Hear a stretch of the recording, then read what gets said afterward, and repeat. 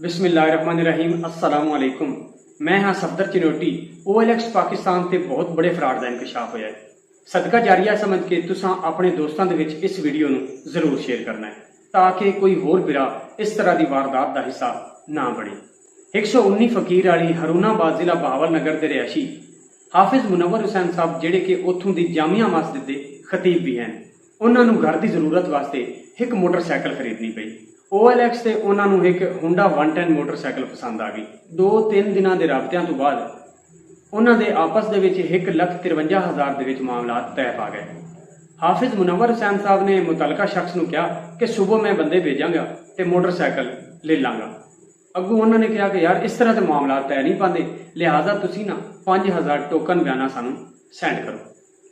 हाफिज मुनव्वर हुसैन साहब ने कहा कि यार इस तरह सानू किवें पता चलेगा कि यार पैसे असां तुहानू भेजे। अगू उन्होंने कहा कि यार तुसी इस तरह करो कि अपनी तस्वीर ते शनाख्ती कार्ड सानू भेज दो ते असीं अपनी तस्वीर ते शनाख्ती कार्ड तुहानू भेज देने।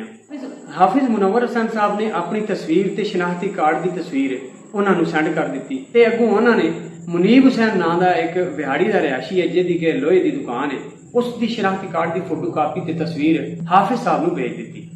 दूसरे दिन ही हाफिज साहब ने अपने एक दोस्त एक शागिर्द नूं भेजा कि जाओ तुसी मोटरसाइकिल ले आओ।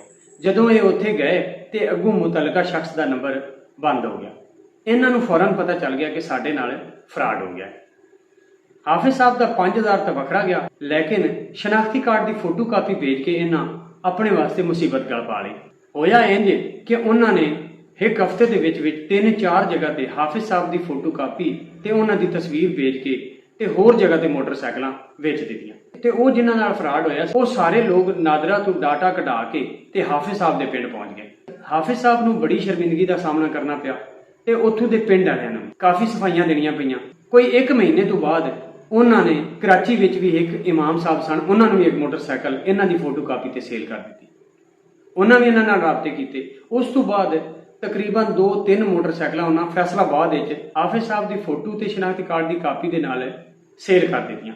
वो लोग भी हाफिज साहब तक पहुंच गए, लिहाजा हाफिज साहब को बहुत ज्यादा शर्मिंदगी ते तकलीफ का सामना करना पिया। सारे पाकिस्तानियों को रिक्वेस्ट की जाती है OLX से या किसी होर भी वैबसाइट से तुसी खरीदो फरोख्त करते हो तो बराए मेहरबानी अपनी ID कार्ड की कापी सेंड नहीं करनी।